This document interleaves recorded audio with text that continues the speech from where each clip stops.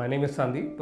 I represent the Bengaluru-based architectural practice, Architecture Paradigm. I'm one of the founders along with Vimal Jain, late Vimal Jain, and Manoj Ladhad. The clients were a family of four, a businessman, his wife and two kids. The brief was extremely simple, a 3-bedroom house in a plot of around 4,000 square feet. And they wanted us to follow the basic requirements of Vastu. But the most interesting part of the brief was the need for an open space, which in the context of today's dense cities, it was exciting for us to kind of approach this from that perspective.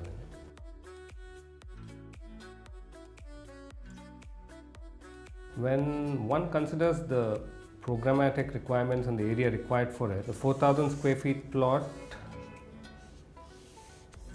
that is here, and you require close to around 3,000 square feet for a 3-bedroom house, which can occupy the entire ground level itself. So you literally kind of build the house in one floor, post the setbacks as a result of the bylaws, which end up being the residual open spaces, and this is how most of the urban houses get built.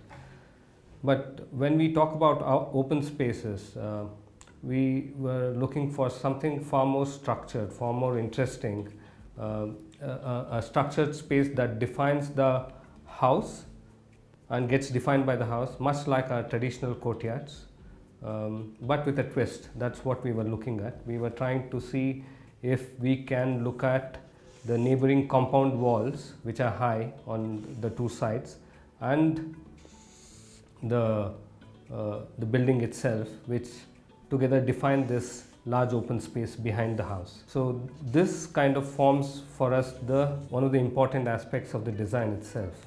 Considering the scale of the project as well, we felt that such a large open space at the back side probably would not be proportionate enough for the house itself. So we felt that we could distribute the open space into two parts, one in the front and one behind.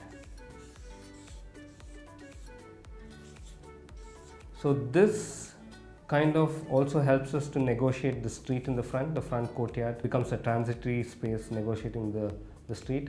Then the rear courtyard becomes something which is very personal, and much like how the courtyards of yesteryears were, where the family finds places for contemplation and also fun at the same time, and the house starts spilling over into this space, and this one negotiates the street in front. So now the subtracted areas from these courts gets added on to the western edge of the development itself, where we are looking at this whole edge getting the additional program from the lower level. What it does is it kind of helps us cut down the radiation from the west towards the north and the east. So you have shaded areas in these courtyards throughout the day.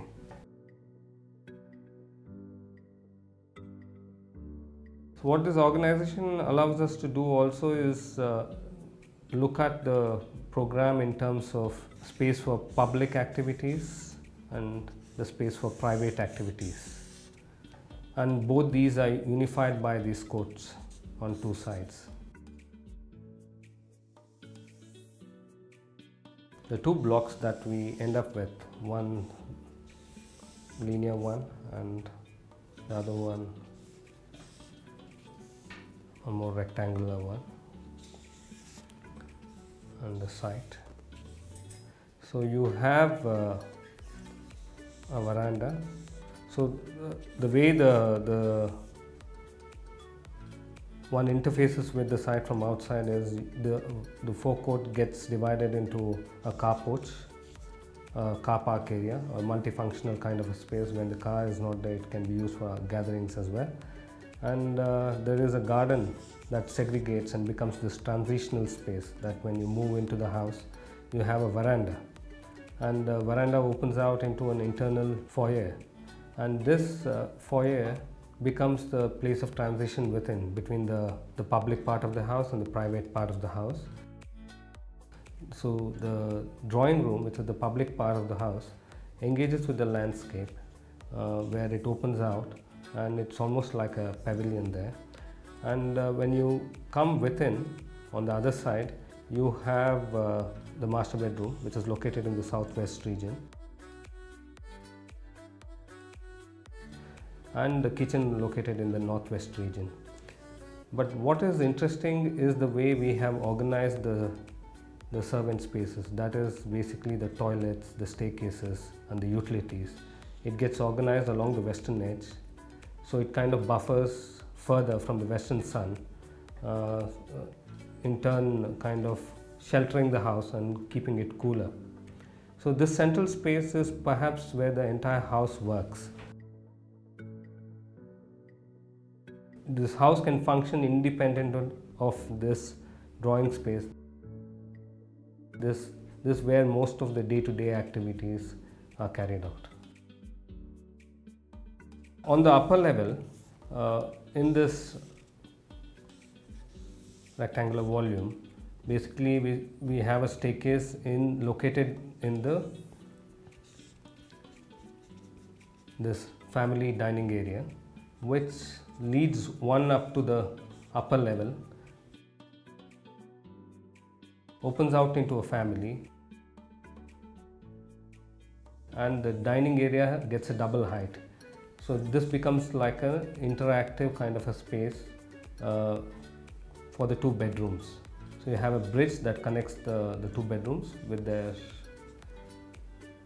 toilets. We have one bedroom over the kitchen area and the other bedroom over the existing lower level bedroom. Also, the other thing in the ground level is the way we have integrated this setback along the western edge into the house. So there is no wall here. We have landscaped area between here, which kind of integrates into the living dining experience, and we also have puja located in that setback, which gets ample light. So it's basically a skylit space, which becomes one of the defining elements of the house.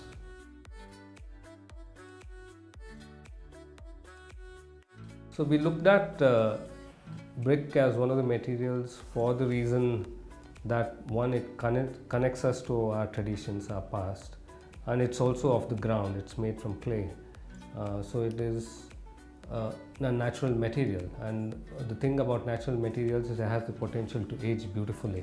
And also the other important aspect about brick was its thermal capacity as well, like the fact that it is a heat retarding material. And from the point of view of the code, which needs to address seismic requirements, we looked at the structure in terms of concrete. So that basically forms the skeleton for the project itself. Whereas the brick with its thermal properties becomes the flesh or the skin that negotiates with the outside. Usually for a project like this, it would have been simpler to go along with the idea of a concrete roof. But the fact that brick being a more thermally resistant material, we felt that we could express the roof as well in terms of brick, because it's one of the places where most amount of heat gain is there. So we looked at the best way to use brick as a compressive structure would be in terms of a vault. So we ended up with the vault there.